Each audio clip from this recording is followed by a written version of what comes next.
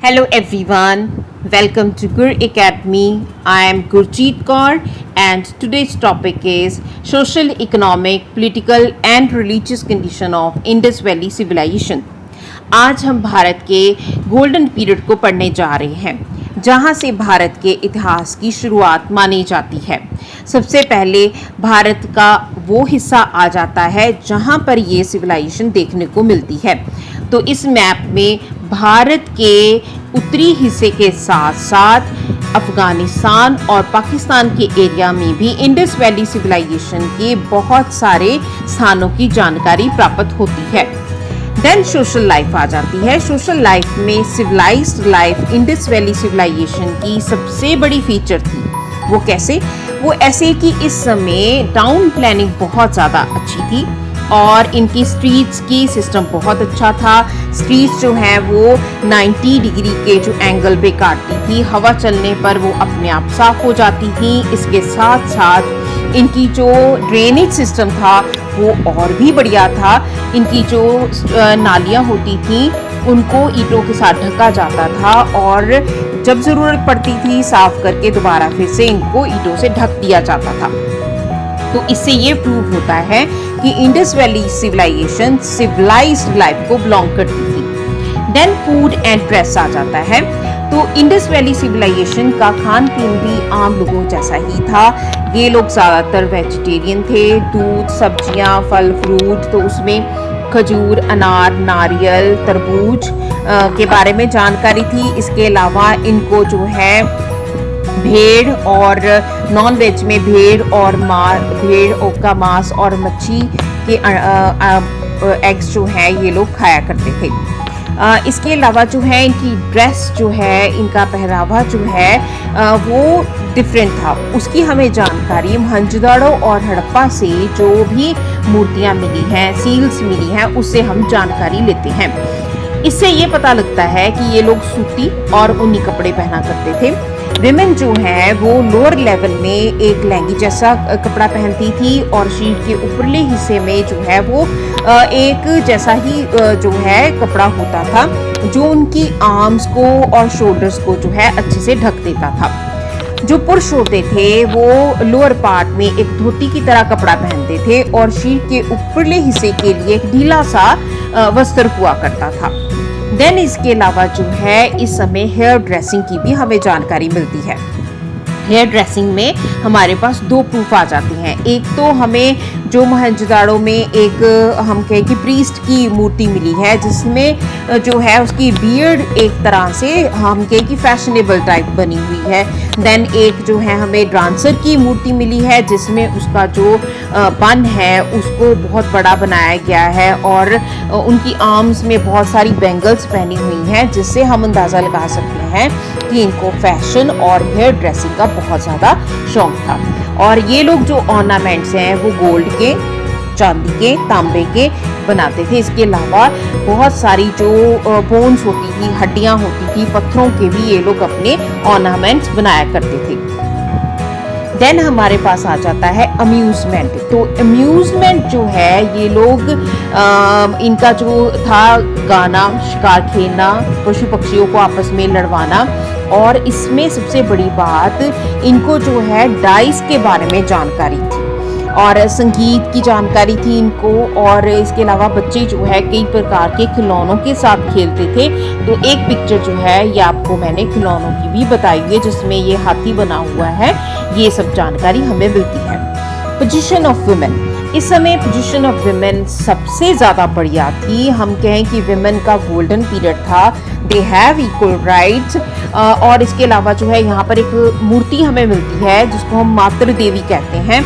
और स्त्रियाँ जो हैं उनकी मूर्तियों से हमें अंदाज़ा मिलता है कि वो लोग बिना किसी पर्दे के रहती थी। उनके ऊपर कोई पाबंदी नहीं हुआ करती थी। वो बहुत अच्छे वस्त्र जो है वो पहना करती थी। हार श्रृंगार का उनका शौक पूरा होता था।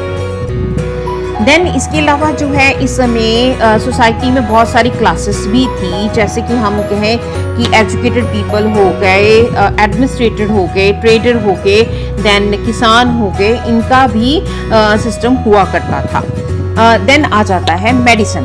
तो सिंधु घाटी लोगों के बीमारियों के इलाज के बारे में भी पता था।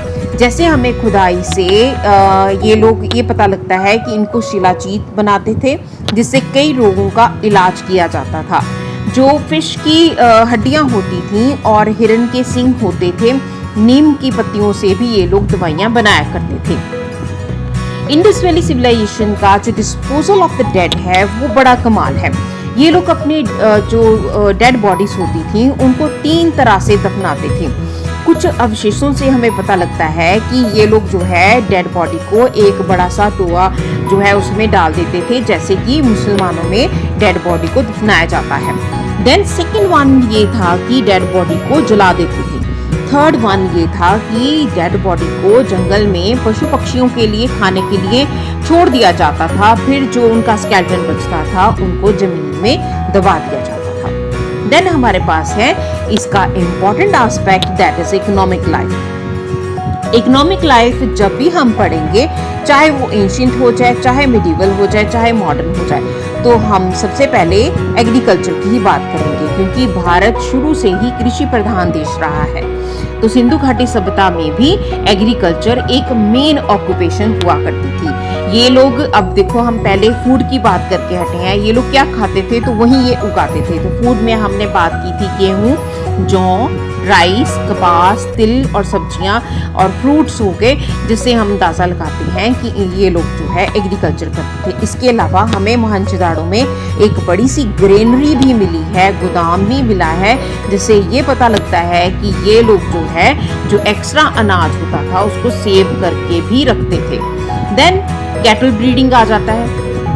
कैटल ब्रीडिंग में ये लोग जो है बैल, भेड़, बकरी, देन बिल्ली, ऊंट, सूर, ये सभी जो है इनके एनिमल्स के बारे में इनको पता होता था और ये लोगों को पालते थे।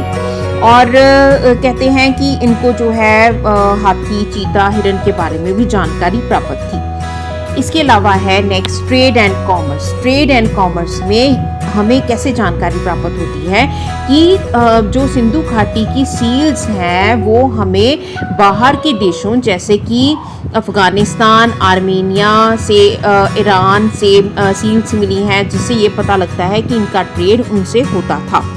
अब इनका ट्रेड जो है हम कहें कि विदेशी व्यापार ज़्यादातर अफगानिस्तान, ईरान, मिस्र, सुमेर, क्रीट के साथ होता था। कोलार और अनंतपुर जो डिस्ट्रिक्ट हैं वहाँ से ये लोग गोल्ड मंगाते थे। अफगानिस्तान, आर्मीनिया और ईरान से सिल्वर मंगवाया जाता था। राजस्थान, बलूचिस्तान और दक्षिण भारत से जो है तांबा मंगवाया जाता था। इस तरह जो है इनका ट्रेड उस समय हुआ करता था। तो ट्रेड 2 ही ढंग से होता था, जल मार्ग से और स्थल मार्ग से। देन हमारे पास है वेट्स एंड मेजरमेंट्स। तो इस समय मोहनजोदाड़ो, हड़प्पा और कई शहरों में हमें अलग अलग तरह के बाट मिले हैं। अलग अलग तरह के वेट्स को मेजरमेंट करने के बारे में बताया गया है। इसमें जो है हमें, जैसे मैंने एक पिक्चर में भी शो किया है, जिसमें जो है अलग अलग बाट पड़े हुए हैं और एक तकड़ी पड़ी हुई है, छाबा बनाया हुआ, जिसमें जो है रखकर मेजरमेंट किया जाता होगा। Then arts and craft. Arts and craft इस समय बहुत ही अच्छा था, जैसे कि अलग अलग तरह की मूर्तियाँ इसमें मिली हैं। पत्थर की मूर्तियाँ, स्टोन स्कल्पचर में, जैसे मैं पहले ही आपको बता चुकी हूँ कि मोहनजोदाड़ो में हमें एक मूर्ति मिली है, जिससे जो है उसकी एक बियर्ड जो है अलग अलग तरह से बनाई हुई है, और उसने जो है एक शॉल टाइप जो है जिसके ऊपर फ्लावर्स बनाए हुए हैं उसको पहना हुआ है, और उसकी आईज बहुत बड़ी हैं, और इससे अंदाज़ा लगाया जाता है कि इनको जो है मूर्ति बनाने के बारे में भी जानकारी थी।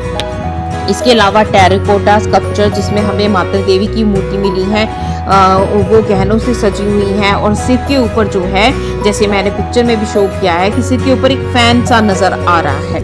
और मेटल स्कल्पचर में हमें डांसिंग गर्ल जो मैंने इस पिक्चर में दिखाया हुआ है, और इसके अलावा पॉटरी, वो भी अलग अलग तरह के जो बर्तन बनाते थे उसको बारे में भी मैंने बताया हुआ है। देन टेक्सटाइल इंडस्ट्री भी, जैसे यहाँ पर तकलियाँ मिली हैं। कॉटन जो है वर्ल्ड में सबसे पहले शुरुआत करने वाले इंडस वैली पीपल ही थे। तो ये जो है टेक्सटाइल इंडस्ट्री जो है इंडस वैली सिविलाइजेशन के समय में ही शुरू हुई थी। और मेटल इंडस्ट्री में हम ये अंदाज़ा लगा सकते हैं कि इनको तांबा, कांसा, चांदी और सोना के बारे में बहुत अच्छी जानकारी थी। उससे रिलेटेड इन्होंने बहुत सारी मूर्तियाँ और सील्स बनाई हुई थी।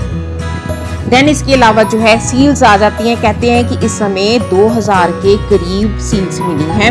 मोहनजोदाड़ो में ही ओनली 1200 के करीब जो है सील्स प्राप्त हुई हैं। इसके अलावा जो है कुछ सील्स जो हैं वो टेरिकोटा की बनी हुई हैं और कुछ जो सील्स हैं वो स्क्वायर हैं, कुछ रेक्टेंगुलर शेप में हैं, कुछ सील्स के ऊपर जो है एनिमल्स को ड्रॉ किया हुआ है। तो ये सील्स जो है उस समय की महत्वपूर्ण जानकारी देती हैं। Religious life that is one of the important part of Indus Valley civilization. Religious life में हम देखते हैं, जैसे मैंने पहली स्लाइड में इकोनॉमिक लाइफ में बताया था मदर गॉडेस के बारे में, तो मदर गॉडेस से हम अंदाजा लगाते हैं कि उस समय विमेन की पूजा की जाती थी। इसमें आपको मैंने एक पिक्चर दिखाई है, शिवा और लिंग की भी इसमें पूजा की जाती थी। जैसे कि एक पिक्चर में शिवजी टाइप जो है एक पर्सन बैठे हुए हैं, उनके आसपास एनिमल्स हैं, तो उससे अंदाजा लगाया जाता है कि उस समय शिवजी की भी पूजा की जाती थी। एनिमल्स और ट्रीज में हम कहते हैं कि पीपल की पूजा की जाती थी। इसके अलावा जो है बैल, गैंडे आदि की पूजा भी की जाती थी। अग्नि की पूजा की जाती थी, क्योंकि इस समय हमें बहुत सारे अग्निकुंड भी प्राप्त हुए हैं। और हमें जो मोहनजोदाड़ो में स्नान घर मिला है, उससे भी अंदाज़ा लगाते हैं कि शायद ये रिलीजियस पर्पस के लिए बनाया गया है। क्योंकि आज अगर हम हिस्ट्री में भी देखें और आज भी देखें तो इस समय बहुत सारे स्नान घर, जैसे हिंदुज़म में, सिखिज़म में, this is a important part कि आप स्नान करके ही अपने रिलीजियस जो स्थान है उसकी तरफ आगे बढ़ेंगे या माथा टेकने के लिए जाएंगे। नेक्स्ट है पॉलिटिकल ऑर्गेनाइजेशन। अब हमारे पास रिटर्न में कुछ भी नहीं है। जितना भी हमने ये हिस्ट्री सारी खोजी है वो सारे पुरातत्व के ऊपर ही डिपेंडेंट है। तो उससे हम अंदाज़ा लगाते हैं कि इस समय पॉलिटिकल कंडीशन कैसी होती होगी। सबसे पहले है पॉलिटिकल यूनिटी। पॉलिटिकल यूनिटी हम कैसे बोल सकते हैं कि जितने भी यहाँ पर खुदाई हुई है, जितनी प्लेसेस पर हुई है, ऑलमोस्ट वो सब सेम है। हम अगर हड़प्पा देख लें, मोहनजोदाड़ो देख लें, रंगपुर, लोथल, ज़्यादा डिफरेंस नहीं है। तो इसका मतलब क्या है कि पॉलिटिकल यूनिटी उस समय होती होगी। Second one, efficient administration. तो इतना उस समय संभालना और शहरी सभ्यता को कायम करना, तो उस समय एडमिनिस्ट्रेशन भी नो डाउट बहुत ही अच्छा होता होगा। लैंड रेवेन्यू, क्योंकि हमने एग्रीकल्चर को पढ़ा है, तो हो सकता है कि उस समय आमदनी का, इनकम का मेन सोर्स लैंड रेवेन्यू होता होगा। इसके अलावा वेपन्स मैंने पिक्चर में शो किए हैं, तो इन वेपन से ये अंदाज़ा लगाया जा सकता है कि इंडस वैली पीपल जो है वो ज़्यादा लड़ाकू नहीं होते होंगे। तो इस तरह इंडस वैली सिविलाइजेशन की हमने चारों पांचों एस्पेक्ट्स को पढ़ा है। आई होप आपको ये सारा समझ आया होगा। अगर आपको मेरी ये वीडियो अच्छी लगी है तो आपने लाइक भी करना है, मेरे चैनल को सब्सक्राइब भी करें और साथ में बेल आइकन को भी प्रेस करें, जिससे कि आपको पता लग सके आने वाली वीडियो के बारे में। तो और स्टूडेंट्स, एक और बात, मैंने ऑनलाइन क्लासेस शुरू की हैं for the help of the students of history. If you are interested तो आप उसमें इनरोल हो सकते हो। All the very best. Thank you.